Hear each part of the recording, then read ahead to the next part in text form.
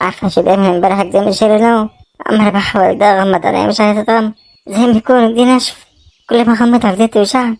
شايلة هم الفلوس اللي هي مطلوبة مننا دي 300 جنيه، وشايلة كمان هم فاطمة اللي عايزة تغير النضار، وشايلة هموم يوم اللي شايلة الهموم كل. الله يسامحك يا خال، الله يسامحك. مهما كان ديت اختك وولاد اخت، المفروض توقف معاهم كده وما تمشيش ورا مرض. ولد خالي كمان قالت لي كلمتين كده اثروا فيه، نفس الكلمتين اللي قالتهم لاختي برضه زمان. اختي نجوى كانت بتقول انهم جايبيني بالشارع ومربين، انا اللي زنقت عليه. وقتها هم قالت لي ان الكلام ده مش حقيقي، واختك عشان متضايقه مني بتقولك كده. وبعد كده جيت اسالك دي نجوى اختك قالت لي لا ما فيش الكلام. قالت ان هي كانت قصدها عنيد. ايه اللي يخلي اختك تقولك دي وكمان مرات خالك دي تقولك دي؟ معقول يكون صحيح الكلام ده؟ لا لا بس يا رحمه يا هبل، ازاي بس الكلام ده ازاي؟ ما هيش معقوله يعني، دي حاجه برضه تيجي في دماغك دي؟ المهم هتعمل ايه بس الفلوس المطلوبه منك دي؟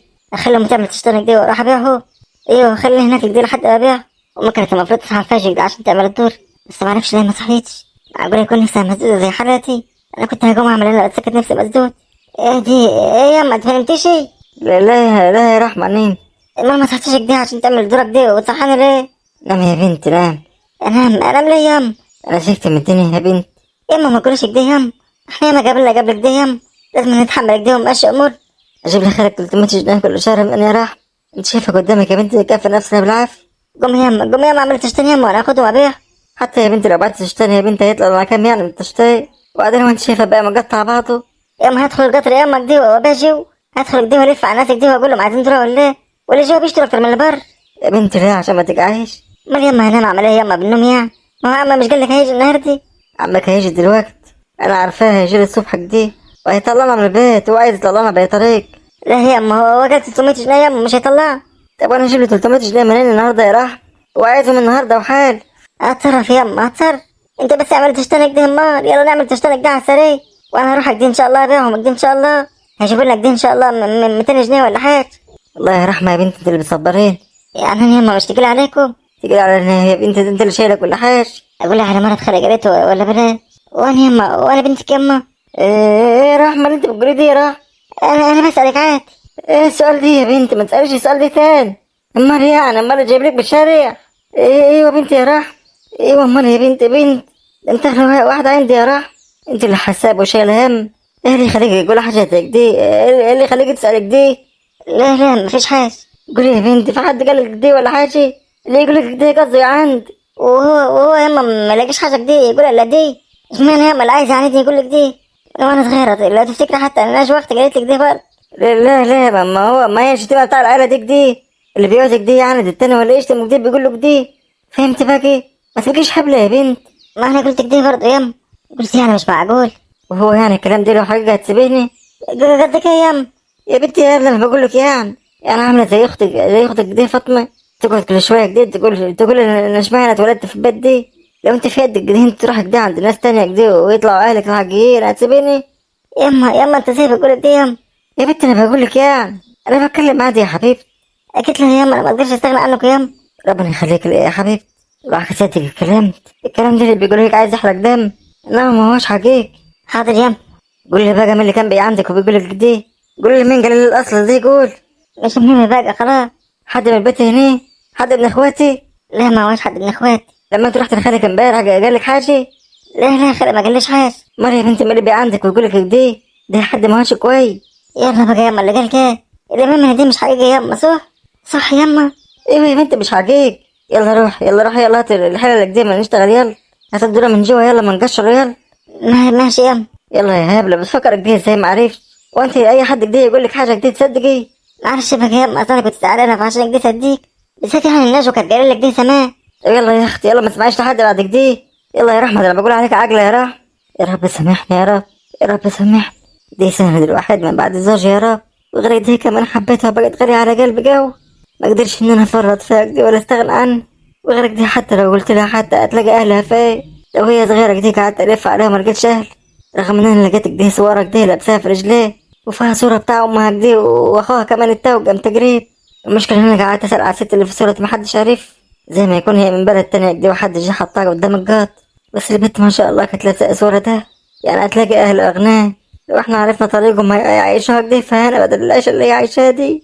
انا عاين الصورة لحد دلوقتي محافظة عليها لحد ما يجي يوم كده واعرف، بس كل ما اقولها اعرفها هو ما بيجيليش قلب، ما بيجيليش قلب ان انا اعرفك دي ان هي مش بنتي، وكمان في نفس الوقت مش لاقي اهلي.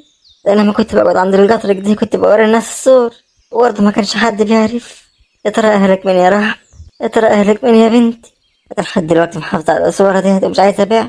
لو انا بعتها هتفك عنك هترجعوا، بس مش هينفع ان انا ابيعك. دي الحاجة الوحيدة كده اللي لقيتها معاه، الحاجة الوحيدة اللي لما يجي كده يوم من الايام كده هقول لها كده تدور على اهلها بيه. بس ظهرك ده اليوم اللي انا هقول لها فيك ده جر، عشان كذا مرة كده تيجي تقول لك دي وتسألني، وكمان ملهاش ذنب ان احنا وقعنا الوقعة دي، ملهاش ذنب ان هي تشيل. يا رب يا رب اديني جوا يا رب وصبرني. يلا يا رحم. احلى فطار بفطر عندك يا عم جعفر. الله يبارك فيك يا غالي، الله يبارك لك. المهم يكون الوكل بتاعنا بيعجبك كده ما. ايوه يا غالي، ما انا بقول لك احلى فطار. تعرف انت لو انا فطرت حتى في بيتك دي وامشي بحس ان في حاجه ناقصان. ده شرف كبير جوا يا حبيب قلبي. الله يبارك فيك. بس انت ليه كده بتطلب يعني طلب كبير وما بتخلصوش يعني؟ والله يا عم جعفر انا عامل حساب ان انت بتدي لحد غلبان يعني، ادينا مكسب ثواب برضه. الله يبارك لك يا حبيب قلبي. ما يكون حد غلبان كده معدي بديهوله صحيح، ولو ما لقيتش حد ياكله بقى بروح البيت. حبيب قلبي يا عم جعفر ادي الحساب وصل. يا حبيب قلبي من غير اي حاجه. تسلم لي يا غالي تسلم لي. الله يبارك فيك. يلا استاذنا انا سلام عليكم. مش عايز تشرب ولا حاجه يا غالي؟ لا لا تمام تمام يا غالي. يلا سلام عليكم. السلام ورحمة الله وبركاته. يا رب رضا يجي. حكم هتلاقيه مكسوف مني زعلان. معلش بقى يابا، انت مالكش ذنب في الموضوع ده، امي اللي كبرت الموضوع. يلا الله يسامح، الله يسامح على اللي عملته دي. يا جعفر اوعى يا عم سمير اجيب لك الوجبه بتاعك كل يوم. لا ازودها كده، اعمل حسابك ان في واحد معاي. غريبة انا يا عم سمير، طول عمرك بتاخد وجبه واحده. لا بعد كده هاخد وجبتين. يلا يا عم خل. انا حاضر يا عم سمير. عرفت دي مين اللي معاك ده يا عم سمير؟ ده عيل غلبان الدنيا لطشت معاه. ايوه صح، لا يكون رضا. ايوه رضا مش عرفك انت. ما انا افتكرت اصله كان جاب سيرتك مره. قال لك ايه يعني جاب في سيرتي؟ كان مش شاكر فكر انت وقفت جنبه يعني، وشغلت في القطر معاك انا قبل ما اناديه. خد بالك منه يا عم سمير. والله هو انا هعمل له ايه يعني؟ انا هعمل اللي علي. الله يعينه ويكون في عونه. اللهم امين يا رب. يعني هو بات معاك امبارح؟ ايوه ده انا كنت شايفه بالصدفه كده كان ماشي. كان باين عليك دي مش لاقي مكانك دي ينام فيه، سالته كده. ايوه. الله يسامحها بقى مرض. ليه يعني؟ انا يعني لما عرفت قصته يعني بقيته معاي، راحت الابله عامله وشك دي وموال، وسمعته كلمتين كده وهو قاعد جوه، راح سايب البيت وماشي. اتاريه كان بيقول لي مش عايز اتاجل على حد واجيب مشاكلك دي بسبب. بقول لك يا عم سمير. ايوه يا حبيبي. انا هديك وجبه ليك ده على حساب، وفي كمان وجبه يعني الباشا كان بياكل يعني وساب، وانا قبل كده انا خليتك تاكلها قبل كده. هتاكلها عادي ولا اجيب لك وجبتين على حساب؟ الوجبه المجانيه؟ لا اسكنك دي معلش ماشي. انت عايز يعني تجيب الرضا على حسابك يعني؟ ايوه معلش. وتعالى خد له على حسابك كل يوم. الله ده ايه الكرم ده يا جعفر؟ معلش بقى الله يكون في عونه. واحكي لك قصته؟ ايوه حكالي. ما فرقتش حاجه عن قصتي يعني، بس دي اخواتي ظلموه، انما انا اللي ضيعت كل حاجه كده بيدك دي، وولادي كمان سابوني ومشي. الله يكون في عونكم يا عم سماه. طب يلا جاهز يلا الوجبه بتاعته يلا. وانا لو عليها كل الوجبه دي بتاع الراجل ده هي. ربنا يكتر من امثاله. اي حاجه يا جعفر قول لي بس وما يهمكش. بس يا اخي ازاي الراجل بيسيب الوجبه دي كلها كده؟ وفي حد بيعمل كده؟ طب بيشتري ليه طيب؟ دي كل يوم بالنظام ده صح؟ ايوه يا عم سمير، ما هو بيسيبها كده لاي حد يعني ايه ياكلها يعني؟ ما هياش بتترمي يعني، هو بيقول لك دي ان هو بيسيبها اي حد ياكل. لا تسلم يا يده تسلم. يبقى صبح لي عليه واشكرهولي. يا انت باصص لي في الوكل ولا ايه؟ لا يا عم سماه، بالهنا والشفا. ماشي. وعلى دي بقى يا جعفر، يعني انت تعرف رضا منين بقى؟ تعرف يعني قبل ما يحصل معاك دي؟ لا ده هو كان معدي عليك دي وكان باين عليه جعان، فوقفت يعني وقلت تعالى كل كده وبعد ما تشتغل كده بقى حاسبني، وبعد كده يعني قلت يعني دي مني، ما رضيتش اخد منه فلوس يعني بعد ما جاب الفلوس حتى، بس هو اللي صمم بقى وقال لي ان هو مش هينفع يعني. كتر خيرك يا جعفر. يبقى هاته كده معاك يعني اللي يكون مكسوف مني، هاته معاك خليه ياكل عندي كده مره عشان يتاسف لي انا على الحسن. خلاص ماشي عينيا حاضر. جهزت الوجبه بتاعته؟ ايوه جهزتها اهي. ماشي يا غالي. يلا على البركه، خلص وكل بقى وبعدين اوديها له. ما تنساش بقى يا عم سميه. ماشي يا حبيبي. الوجبه انا حاطها لك في اطباق عشان يعني لو مفيش اطباق عندي، ما انت عارف البرو خطانه عندي اطباق يعني. ماشي كتر خيرك يا جعفر. ماشي يابا. انت اللي قلت لي يابا دي. ماشي يابا. هاتب يابا لا تقع يابا. هاتب. ايوه كنت بحر. الله يرحمك يابا، الله يرحمك ويسكنك في جنات. تكلكش على ولدك يابا كويس. الحمد لله يابا. ولدك زي ما يكون لسه جاي على الدنيا، كان عايش الاول كده ومش حاسس بحاجه، من بعدك يابا حسيت بالدنيا يابا. اي والله يابا، ظهري انقسم نصين من بعد. كنت عايش كده معاك ومش شايل هم. الحمد لله على كل حال الحمد لله. المهم اطمن يابا، ان شاء الله هعيش يابا واحاول اديها غير في حياتي. كنت دايما يابا اقول لك دي كل وجعك دي فيها قوم، بس كل ما قوم هيرضى تبقى قوم لو. فاكر يابا الكلام ده كله زي ما يكون يابا كنت حاسس. انا عايش بالنصايح بتاعتك يابا لحد دلوقتي. ظهري وجعني قوم النومه دي، بس هعمل ايه؟ مثل هتعود عليه. يا رضا على اللي حصل فيك يا رضا، ولا كان على البال ولا على الخاط. بعد ما كنت بتنام على احسن سرير بجيب بتنام على الارض. بعد ما كنت بتاكل احسن اكل دلوقتي مش لاقي الوكل اصلا. بعد ما كنت شغال في محل دهب دلوقتي هبيع مناديل في القطر. الواحد حاسس ان هو في كابوس، كابوس وما عادش يخلص. وانتي يلا يا رضا فوق يا رضا، انت يا ابني انت. ايه يا عم سمان؟ ايه يا حلو، ادي كمان طب بطاطس اهو، كنت ماسكه في يدي التانية كده عشان عمال يتدلج مني في السك. ايه ده يا عم سمان؟ انت شايف ايه عند الفطار؟ طب منين يعني؟ جايبه ليه طيب؟ ماشي كتر خيرك يا عم سمان، جبته يعني؟ هو بكام يا عم سمان؟ الله، انت صح تقول بكام ومش بكام؟ افطر يا اخويا اللي عطلت النهارده افطر. كنت ناوي اصحى كده بعد الفجر بس لقيتك عمال تتوج. اتوجه ازاي يعني؟ بصحاك الفجر عشان تصلح حتى معايا دي وبعدين نمشي، لقيتك بتتوج وتنازع كده وسخن وعمال تقول ياب. رحت عامل لك كماداتك دي، انت كنتش حاسس بحاجه دي خالص. لا يا عم سمير، ما كنتش حاسس بحاجه. المهم ان انت دلوقتي كويس الحمد لله. هتلاقيك بس كده كنت واكل حاجه كده مش حلو. شكرا جدا يا عم سمير. الشكر لله عليه يعني. يلا كل، يلا خلينا نمشي، كل كفايه تاخير لحد كده. طب الوكل ده يا عم سمير انت جايبه منين ولا بكام؟ مالكش صالح انت جايبه منين ولا بكام، المهم ان هو جايبه ببلاش وخلاص. ازاي بس جايبه بلاش؟ مالكش صالح بقى، واحد كده يعني بيديني كده ببلاش، زي ما ادولي ببلاش هدولك ببلاش وخلاص. وانا هجيبه منه ببلاش وادولك كده بفلوس. كتر خيرك يا عم سمير. طب اقعد يلا كل معايا. يلا يا عم سمير تعالى اكل. لو اني انا هشكك في اللقمه يعني اللي جاي لك ببلاش. يا ابني ما هو انا كمان كلت واحد ببلاش، اداني طلب كده كبير كده ببلاش برضه، كلته وانا هنا. انت بتقول يا عم سمير اكلت ببلاش ازاي يعني؟ يعني هو راجل كان بيديك واحد ببلاش يديك اتنين ببلاش يعني؟ يا ابني مالكش صالح بقى، ما تشغلش بال. وانت جايب الوكل ده يا عم سمير من عند عم جعفر؟ اها ايوه جايبه من هناك ليه يعني؟ اكيد يا عم سمير قلت له ان انا قاعد معاه، صح ولا ايه؟ يا ابني كل واسكت يا ابني، مشي امورك ما تبقاش كده. لا معلش يا عم سمير، انا عايزك تديله حق. انا كده الحمد لله ربنا رزقني يعني. انا ما بحبش اخد حاجه كده ببلاش. لا يبقى انت زعلان منه في حاجه بقى. لا مش زعلان منه في حاجه. ده كتر خيره امبارح انا واكلنا عنده. واكلك عنده فين بقى، في العربيه ولا في البيت؟ واكلنا في البيت. وعلى كده واكلك ايه بقى؟ واكلنا فراخ ورز معاه. واكلك فراخ؟ ايوه. ايوه يا سيدي ماشي يا بخت. ده انت حماتك بتحبك قوي، ده عمرك دي ما قالت تعالى كل معايا مره، ويوم ما تروح تاكل معايا واكلك فراخ. لا اله الا الله. الله يكون في عونك يا عم سمير. انا ان شاء الله لما اشتغل كده اجيب فرخه كده واقسمها معاه.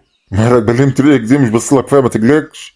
يلا كل يوم اكلنا فراخ احنا برضه، الواحد ما انحرمش منها لما ما اشتغل في المناديل. بس مش معنى كده ان انا ما باكلهاش دي خالص.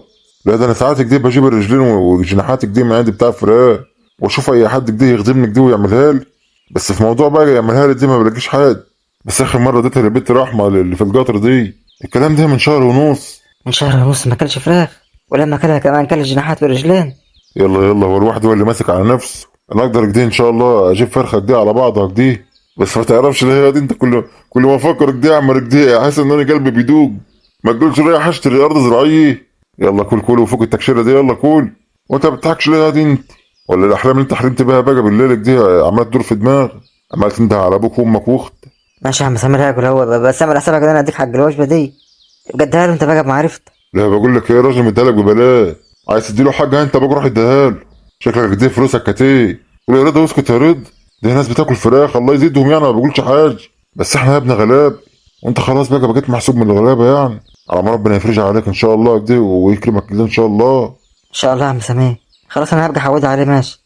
ايه كبرياء لسه فيه. يلا ماشي اعمل اللي انت عايزه، انت لسه في اللو. انا عذرك عشان انا كنت زيك كده برضه. ايه بهين عليا يا بنت اكلها بسنان، بس هعمل ايه يا ام زوج؟ ما ينفعش ان انا افتح بوك معرفش هي اختك دي بتحب البنت عايد، معرفش بتحبها على ايه دي، بتقول لك دي حبيبتي مرتك الكبيره ومش مرتك الكبير، معرفش ايه الاسرار اللي ما بينها.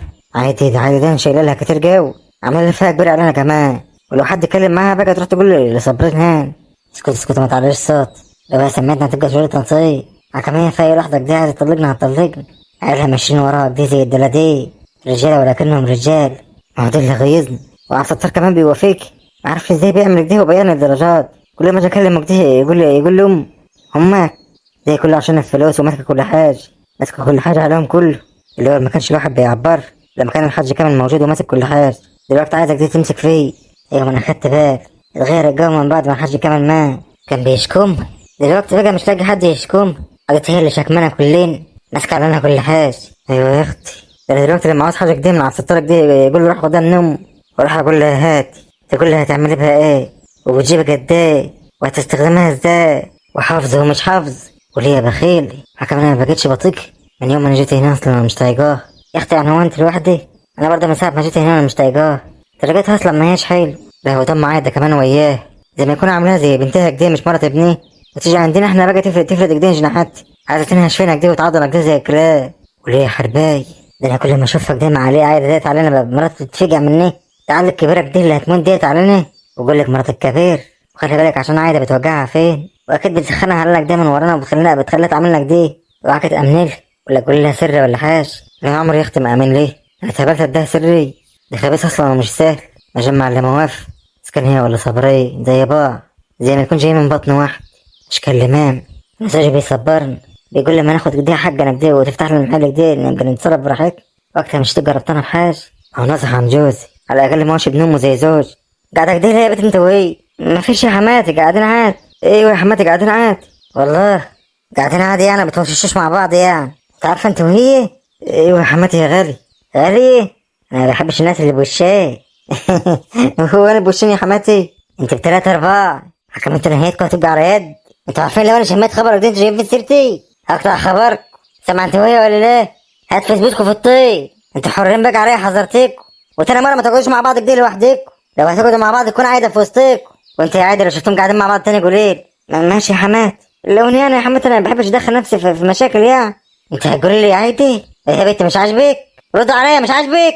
لا يا حمات عاجب. لو مش عاجبك الباب يفوت جمل اهو. سمعت وهي ولا لا؟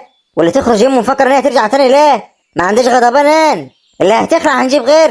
وانت عارفين كويس ان احنا نعرف نجي. سمع انت وهي الكلمه اللي اقولها تتنف. وبعد اشوفكم بتسيروا مع بعض تاني كده وقاعدين مع بعض، هتقعدوا مع بعض يبقى قاعده في وسطك او انا او اي حد، انما مع بعض كده لوحدكم كده تسيروا ليه؟ سمع انت وهي ولا لا؟ لحد ما تخفوا من الفيلا كده ويبقى لكم فيلا لوحدكم ولا ترجعوا بيوتكم. ماشي يا حلوه انت وهي؟ سامع منك ليه ولا لا؟ حاضر يا حمات. يلا يا اختي يلا امشي انت وهي. واحده منكم تعمل الفطار والتانية تروح تجيب كده الجنة كده من اولها لاخير تنضفها من الزباله اللي فيه. وعايد يا حمات انا ما عايزش اسمع نص كلمه، انا عايز اسمع حاضر وطيب. ها؟ حاضر يا حمات، اللي انت عايزاه يا حمات. ماشي يا ناس انت وهي، يلا توكل على الله يلا. ما تبقيش قاسي عليا كده يا حمات، ده انا بحبك وبعز، ده انا عاملاك زيكم الله يرحمه. مش يا بنت من وش؟ ماشي. حربتين قاعدين في البيت عينك عليهم. ماشي يا حمات، بس انت ما عملتلهمش حاجه ليه؟ هم اللي كانوا شويه؟ ما كان يا بنت مش عايز اخرب بيت يا عيال، كلها شويه كده وهيروحوا للفيلا بتاعتهم. مش معقول اطلقهم منهم كده واخلي عيالك دي قاعدين كده من غير امهات، ولا اجيب لهم مرات اب؟ انا هخليهم وديهم على دماغهم. اللي شوفي بقى يا حمات انت، حربتين قاعدين في البيت، لو شفتهم قاعدين مع بعض تاني قوليل.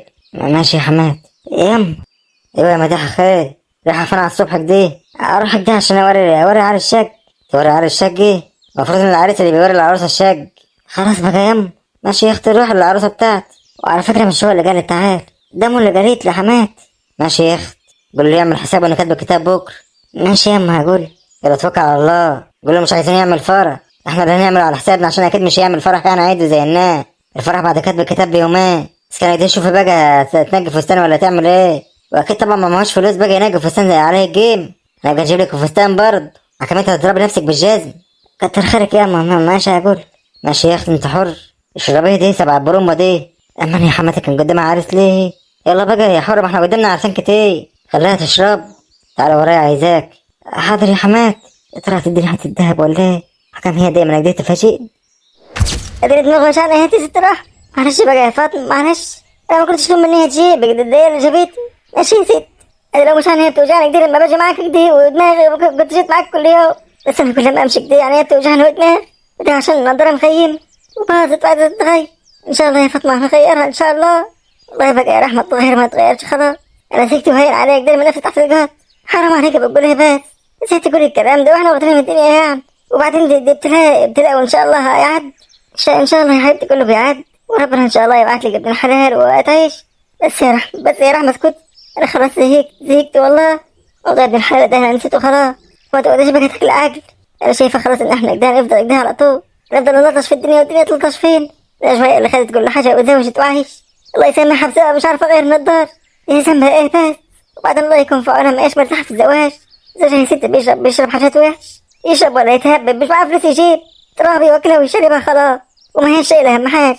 يتهيألك يا فاطمه، يتهيألك يا فاطمه، بيتهيألك انت لو حطيتها في حاجه زي كده مش هتحبيه. يا ستي بس انا اتحط وخلاص، اتحط واخلص بقى واتزوجك وهيستناه. ايه بقى يا فاطمه، ما اعرفش اقول لك ايه، ما اقولش احسن من ده. يلا الدوري، يلا الآية الدوري المقلي يا جماعه. السلام عليكم. السلام ورحمه الله وبركاته. عايزه دوري يا هانم، اجيب لك اللي انت عايزاه. ماشي، هاتلك دي 5. لا بقى يا ست انا مديك هاتيه 5 لتر، انت هتجيبيه؟ هتجيب واحد هات، انما اكتر من كده لا. بس يا هانم انت بتقول ايه يا هانم؟ انت ما سمعتش اللي انا سمعت. بقول لك ايه بقى، والله ما انت جايبه ولا واحد. طب بتحلف ليه بس يا هانم؟ هو كده بقى وخلاص، انا مش هدفع لك في المواصلات، ويدفع بقى لنفسك، شوف هتدفع منين. وانت خلاص اعتمدت اللي انا بدفع لك، بقى هتروح تشتري بالفلوس بتاعتك، وانا هقول لهم على اللي انت بتعمليه دي. 5 تكوات دول هتعملوا بهم ايه؟ هتفرجوهم على الناس ولا انت هتاكل 5 تكوات؟ هم هانم محتاجين. محتاجين وانت فلوسك كتير بقى، صح فلوسك كتير. خلاص يا ست هانم، خلاص ما نزعجوش مع بعض بسبب. خلاص ما حصلش حاجه. انت ما تفهمش حاجه يا هانم. افهمش حاجه؟ ماشي، انا هقول لابوي. اقول لك على حاجتي. خلاص يا ست هانم، مش مستاهله اللي انتوا تتخانقوا مع بعض. انا اسف يعني، ممكن تكبري من المبلغ دي. هي 20 جنيه مش كتير يعني، بدل ما احنا نشتري الذره يعني وبعد كده ماكلوش ويبوه. ايه اللي انت بتعمليه دي؟ كتر خيرك يا ابل. لو احنا من النوع دي ما كناش قعدنا كده بالدور. انت اولى بكرشك يا ابل، شكرا جو. معلش بقى قبلهم مني، معلش. كتر خيرك والله، كتر خير. انت كفايه بس اللي انت عزمت علي. انت ست قدامي، يلا امشي، يلا مش رايحين احنا المشوار ده، يلا. انا هقول لامك على اللي بيحصل ده وابوك. معلش يا استاذ، ما تقولهمش حاجه بقى، ما تكبرش الموضوع. حرام عليك انت بتعمله دي. شفت يا رحمه، بقى انا شحاتين اهو. بس يا فاطمه، وانا قابلت منها فلوس. ما هي شافتنا بقى قاعدين كده شحاتين. طب اسكتي، بطل بقى كلام، مش ناقصاك هي. ماشي دي مكتومه يعني، هتكلم عنها كلام هيجيب فايده. ما انت مش صدق دي، ربنا مش هيفرجها معاه. لا كل لي حلو. ايوه يا استاذ، جبت حق كوز. حاجة كوز. ايوه، ما انت كنت واخد مني كوزك دي وقلت لا اجيب له حق وانت لاش. وانت مشيت ما رحتش المشوار اللي كنت رايح. وكمان بتراكبني. لا ده انت كنت بتتكلم في التليفون قدام. خد 3 جنيه فكها في جيبهم، قولي لي باقي. اقول لك ايه يا استاذ، ده كوز الذره انا ببيعه ب7 جنيه، وانت قلت 5، قلت لك ماشي. بطل كلام ورد علي. وانت بتتكلم كتير ليه؟ واحنا بنشحت. خلاص يا بيت، انا ممكن امشيكم من هنا. احترمي نفسك انت وهي. حاضر يا باشا، حقك عليه. الواد اللي اسمه رضا اللي كان واقف معاك امبارح جاي النهارده؟ ما عرفاش، هو المفروض هيجي مع عم سمير. ايوه جاي بعد اهو. ماشي خلاص. انا مش قصدي على رضا اللي لابس جلابيه، كان في واحد يعني صاحبك ده اسمه رضا. لا يا استاذ، ما عرفش. انا هقول لك كده، هقول له انا سالت عليه. ايه يا بنت انتوا، ايه اللي حالكوا بوس؟ صباح الخير. صباح النور يا عم سمير، صباح النور. عندك حق يا عم سمير في الكلام انت بتقول، هو فعلا حالتنا بوس. حالتك صعب. بوس وصعب وكل حاجه، وغم كمان. الله على الصبح دي، انت يا ابو رحمه مكشره تاني؟ ايه حكايتكم، بتموتوا في النكد انتوا ولا ايه؟ حكميه حريمك دي بتموت في النكد جو. ايوه احنا وش هناك. الله يصلح حالك يا عم سمير. ادعي لنا يا عم سمير، يمكن الدعوه بتاعتك استجاب. ليه يا بنت، ايه اللي حاصل؟ اللي حصل كتير، واحنا هنقول لك ايه ولا ايه؟ ادعي لنا وخلاص. ربنا يسهلها معاكم ومعانا. اللهم امين. بنت يا رحمه. ايوه يا عم سمير. دي يا بنت مش قبل ما امشي امبارح وانت كويسه يا بنت، ايه اللي حصل تاني؟ مفيش يا عم سمير، روحتك دي لقيت النكد في وش. خلي يا عم سمير عايز اجر الجدول اللي احنا قاعدين فيه. اه منه الخسيس. يلا بقى معلش، اتحملنا كتير برضه. تعملكوا كتير؟ مش خالك لازم يتحمل اخته وولاد، وحتى بيقولوا الخال والد يعني. يلا بقى اللي حصل، احنا بس نعرف نلم الفلوس. وقال لكوا على الدهي اجرها بكام؟ قال 300 جنيه. لا اله الا الله، انتوا بتعدوا الشهر بالعافيه. ايوه يا عم سمير، الحمد لله. طب يلا يلا يلا، شوف هتجمع كامك دي وانا اكملك عليه، ما تشغليش بال. ان شاء الله خير يا عم سمير. انا اللي هجمع واقول له يصبر علينا في الباك. مش هيصبر يا اختي، مش هيصبر. حلف ان هو هياخد الفلوس النهارده.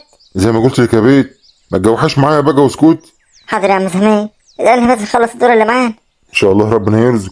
اللهم امين يا عم سمير، احنا وانت. يلا يا رضا، يلا القطر جه اهو. ماشي يا عم سمير يلا. اقول لك ايه يا فاطمه؟ ايوه، انا هاخد الطشه بتاعك دي واروح بقى في الجار. لا يا رحمه، مش امك قالت لك ليه؟ ما تشغلش بالك بس، ما تقولهاش. انت تشتغل هنا وتخلص الطشه دي، وانا خلص الطشه في القطر، ما تشغلش بالك. ولما خلصت بسرعه هاجي اخد الطشه التاني. لا تقع من القطر ولا حاجه. لا ما تقلقيش، خلي بالك بس من نفسك، ده على ماشي. انت اللي خدي بالك من نفسك. ماشي ماشي، ما تقلقيش علي. تفنوا فيها يا اولاد، تفنوا فيه. ما شاء الله كبيره جو، ما شاء الله. وده العزال اللي فيها كمان مش هتحتاجوا تجيبوا عزال. ما شاء الله ما شاء الله. عجبتك يا حماتي؟ ايوه ما ده 100 100. تستاهلوا انت وعالي. ربنا يكرمكم يا رب. ربنا يجعلها فتحة خير عليك. اللهم امين يا ابوي. ايه رايك يا علي؟ ايه رايك في الشك؟ حلوة يا مديح، فيها ريحة رضا اخوك. يا علي، ما تنكدهاش بقى يا علي. خليك حلو وسلك اما. انا مش قصدي حاجة، اصل هو كان بيحط البرفان ده على طول. ايوه يا علي. ما هو يا علي، ما هو احنا نعمل زي ما انت بتقول يا علي، بعد ما نتزوج يعني. ايوه ان شاء الله. انا جايبه يقعد هنا ونكتب له شقته تاني. بس انا فرحان قوي، فرحان قوي يا مديح. وانا كمان يا علي فرحان. اخيرا يا مديحي، اخيرا الحلم بقى يبقى حقيقي. ايوه اخيرا، وكاتب الكتاب بك. ان شاء الله. والفرح بتقولي بعد كتب الكتاب بيومين. ايوه امي قالت ان هي هتشوف كده فستان، هي اروح يعني معاها يعني ونجيه. لا يا مديح، انا اللي هجيبهولك. وفي حاجه اسمها كده ان العروسه تجيب الفستان. انا اللي هجيب لك الفستان. يعني اكيد يعني انت اللي هتجيبهولي. ايوه انا اللي هجيبه ما. خلاص ماشي. وهي قالت ان هي اللي هتعمل الفرح عشان هتعمله كبير يعني.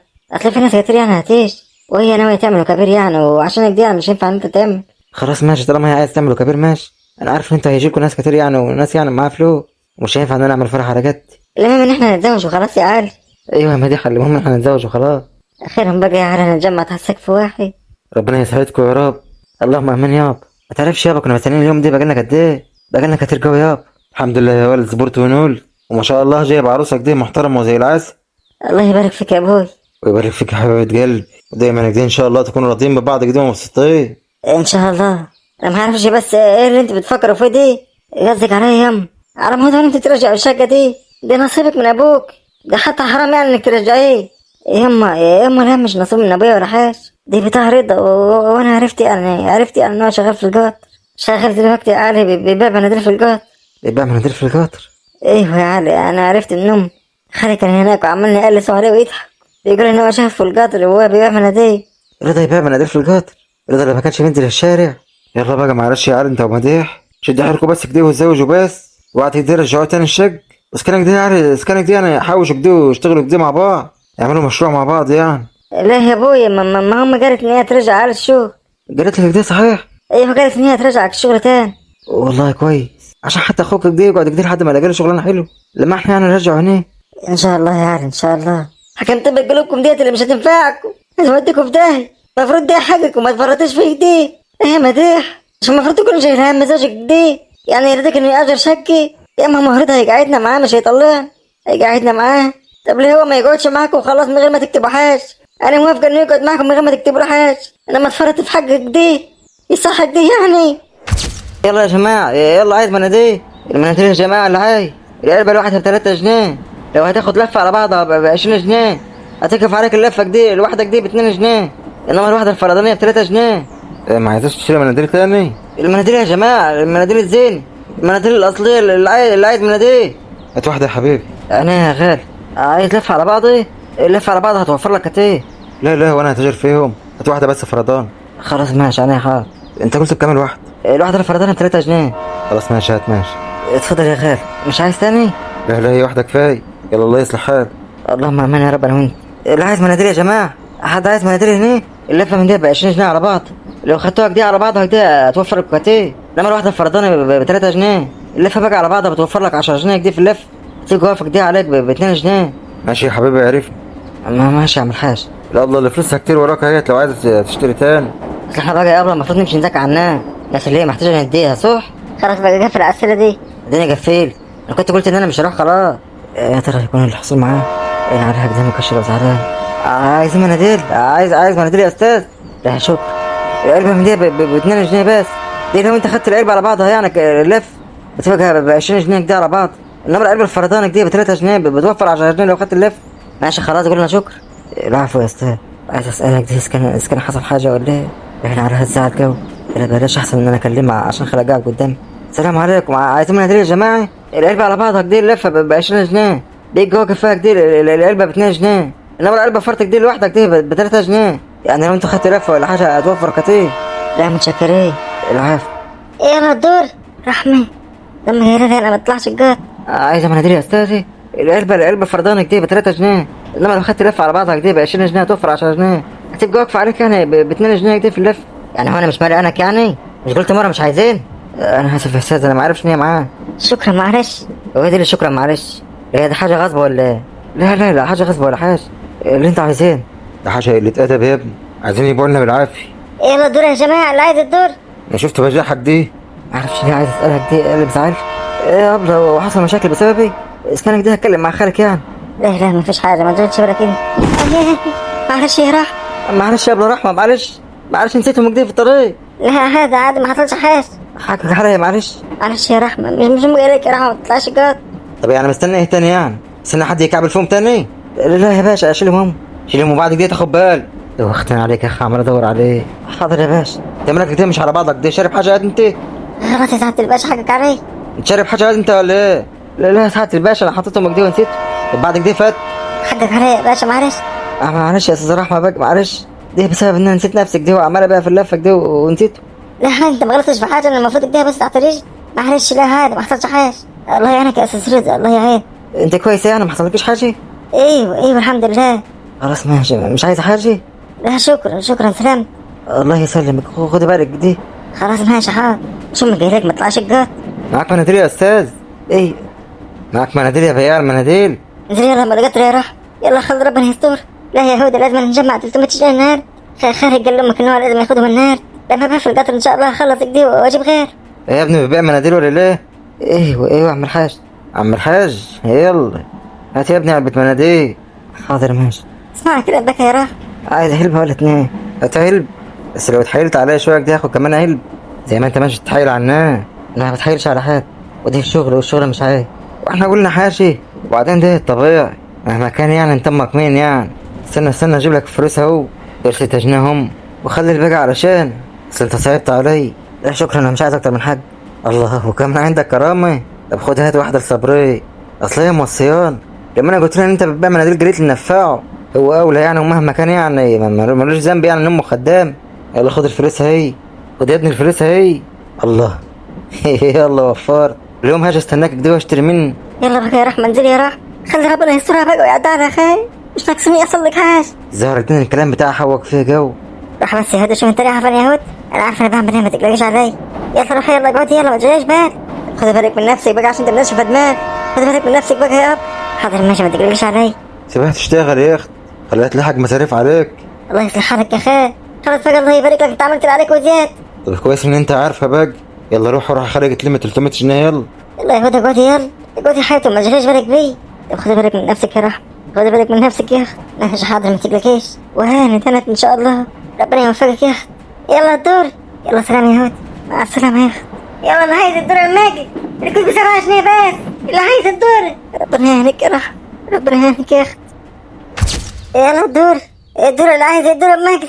اللي عايز الدور يا جماعة الدور الماجي. ولا حد ما عبرنا حد. من ساعة ما راحوا مشيتوا انا بات شكو. دي النحس دي. انت يا فاطمه. خلي لطفي مش رد عليه. انت خارج زي قليت. من ذلك يا بيه؟ لا خير في ايه يعني؟ الله، امال بكلمك قد ايه يا بنت يا فاطمه؟ ما انا المفروض اكلمك ازاي وانت خير ولا حاجه؟ اخص عليك، وحد يقول لي خالك دي؟ خير بالايس لما انت مش خير ولا ينفع اصلا تبقى خير. حكم انت اكتر واحده لمدك دي وبشح، فحد يقول لي خالك دي يا بنت انت؟ بس خير في باقي، انت اكتر واحده بحبها فيه. لا شكرا ما عايزكش تحب. سيبني بس في حال. انت ما فيش حاجه بتيجي منكم اصلا. ما بيجيش منكم كده غير الواش. يا بنت ما تزعلنيش منك، ده انا عامل لك مفاجاه حد. مفاجأة تاني انت عملها لي دي. وما تجي لك دي تخيل عليك امبارح كده وتقول لي ما اعرفش ايه وتقول بتحبني وما بتحبنيش ايه. وانت خير انت لا انت خير ولا خير متولي خير. احنا زي ما يكون كده ما لناش حاجه. اكتر من سجر. طب اسمعيني بس، انا قلب على مصلحتي وقلت لامك الكلام ده. قلت لها انا فيها عريس كويس جو مقدم لك ومش عايز عزاه. عارف متقدم لي ومش عايز عزال. وده عارف من دي. وانت جاي تاكل عقلي. عشان تعرف بس ان انا حاطك في دماغي وحاسس بيك، حاسس بيك ان انت كبرت خلاص في السن، وكمان شايف النضاره اللي انت لابسها دي ما غيرتهاش بقالك كتير. طب عارف ايه اللي بتتكلم عنه دي؟ وازاي انا هيتزوجني كده من غير عزال؟ اهو بقى عريس لقط، ومش بس كده كمان، ده هو انت لما تتزوجها تفك على امك واخوات. ازاي يعني هو وعدني ان هو هيديكوا فلوس كمان، مش اقل لك ده من 20,000 جنيه. يعني هتتزوج كده زواجه حلوه كده ونضيفه وترتاح من اللمه، وهتساعد امك واخواتك من اللم. وهو انت قلت لهم الكلام ده وقالت ايه؟ اكيد في حاجه. وبعدين مين اللي يعمل كده اصلا في الزمان؟ ما فيش الكلام. يا اما بقى يكون واحد مش لاك. بس مش لاك ازاي؟ ده بنات بغير قديم. انت جاي تاكل عقلي يا خال. يا بنت تاكل عقلك ايه يا بيت؟ اسمعيني بقى، الكلام عجبك صح؟ لا ماشي بس الكلام ده مش حقيقي. لا بقى حقيقي، وانت بقى وشطرت لو عرفت تقنع امك دي وتزوجيه. لو انت بتقوله ده حقيقي انا مش هتزوج ليه ولا مش هتوافق ليه؟ اكيد في حاجه. لا ما فيش حاجه، كل الموضوع ان هو راجل كده في سن. وبقول لي مفيش حاجه. انا هتزوج راجل بسنك دي اعمل بو ايه؟ اتزوج يومين وبعد كده يموت. وبعدين وانا كبيره كده. يا بنت اسمعي اللي بقول لك عليه، الراجل ده ما شاء الله ما شاء الله يعني مستريح خالص، وليه كشك في المحطه التانية، كشك بيبيع فيه يعني سجاير وكلام من دي. يعني كمان شغال في كشك ويقول لي حالتي مرتاحه. يا هبل انت، ده كشك سجاير، انت عارفه كيف السجاير بكام؟ تعدي 30,000 جنيه. وبعدين سيبك من ده كله، عنده بيت ما شاء الله، وعنده اتنين صبيان كده مسافرين بيبعتوا له كده عملة صعبة ودولار، حالته مرتاحة، هيوكل كده في الأسبوع حتى مرة لحمة وفراخ. ايوه زي ما انت سمعت كده، هما بياكلوا كده على طول، وهتعيش عيشة مرتاحة، وهتفتح التلاجة كده هتلاقي كده فيها من خيرات الله، هتعيش أحسن عيشة عشتها في حياتك يا بنتي انت. هو خالك يجيب لك حاجة وحشة؟ وغير ده كمان لو لك عملية يعملها لك، لو عايز تعمل نضارة يعملها لك، هيوكلك أحسن واكل ويلبسك أحسن لبس، وكمان هتفيد إخواتك وأم، أقل حاجة ياخدوها 20,000 جنيه. وبعدين دي جد مش كبير جوي يعني. وبعدين يا هبل انت، وحد عارف مين اللي هيموت قبل مين؟ ده في ناس عندها 100 وحاجة، ده في ناس بتكمل ال 150 يا بيه. وبعدين يا هبل احسن من العيش اللي انت عايشاها دي، انت صعبان عليا يا فاطمة، لبسك مقطع كله كده وبتاكلوش، خسك دي ومش عجبان. فانا لما لقيت العريس دي قلت ما ينفعش للبيت فاطمة، خليها تعيش بقى وتتزوج وتجيب عيال. وامي مش موافقة. اللي مهم انت يا فاطمة، انت موافقة ولا لا؟ امك سهلة ما تخافيش. ماشي هشوفك دي. هتشوف ايه؟ انا يا حاضر، ده وسيء، اشوفلكوا النهارده واجي. لا انا هرد عليه. ترد على ايه يا بنت؟ اسمع الكلام، هي دي محتاجة رد. انا خايف ان امي يعني ما توافقش برضه بدي لما انا واقف وتساعك يعني وتعمل مشاكل. اهم حاجة العروس، انت قول لها ياما انا عايزاه بس كده وهتوافق على طول، وانا ما تقلقليش هخليها توافق. اه يا بنتي لما تستطرتك دي احسن ما عيالك كيفلتك دي زي اختي. انت بقول يا اخي. انا قصدي يعني انا شايف انت محترمة يعني يا فاطمة، لما تستطرك دي يا بنت احسن. خلاص ماشي انا موافق. جدع يا بنت يا فاطمة، عقلي. ايوه كده خليك عقل ما. بس سيبني دي يا خالد لما اقول لهم لو اقنعها يعني انك دي عايش يعني مع الراجل دي كويس، وبرضه ما اشوفك دي هيعجبني ولا ده ما اشوف.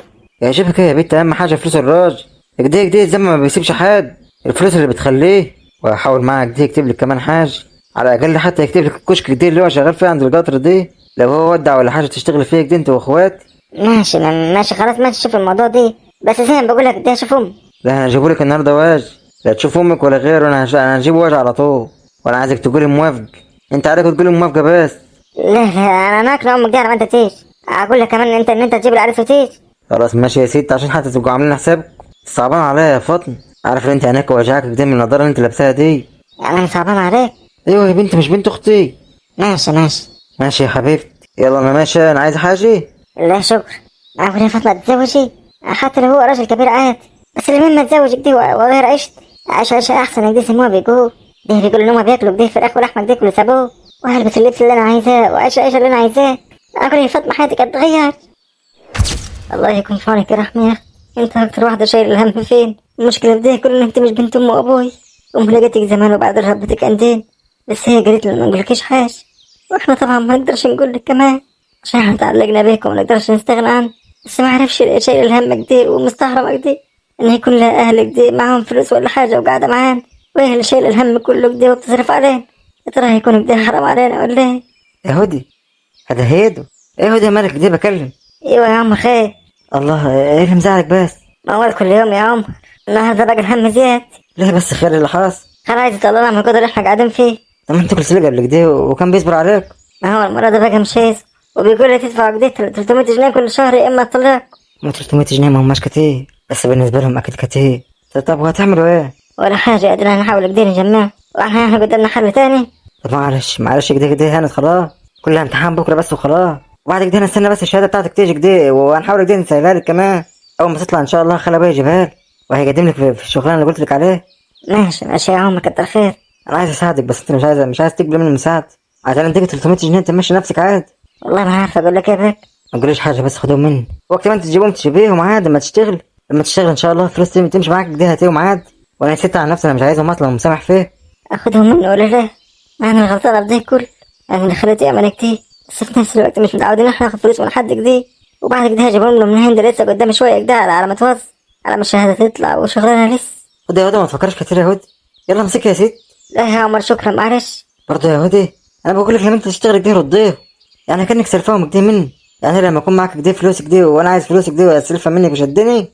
معلش هديك بس لما يكون معايا، انها مش هياخد مش عايز ياخد ده، انا المفروض اخدهم دلوقتي واروح اساعده، بس هجيبهم منين بعد كده؟ ابقى محروجة كده لما اشوف.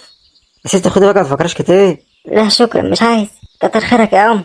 انا ما احبش اشوفك مكشره كده، لو هما دول السبب خدوهم هم. ما هو في سبب تاني كده مخليني زعلان. طب قولي بس ايه اللي عندك بس، وانا ان شاء الله احاول كده احل. بس خدي مني برضه الفلوس ديت عشان تخلصي مني، عشان ما تفضليش كده شايل الهم. والله محتاج اخدها مني ولا لا؟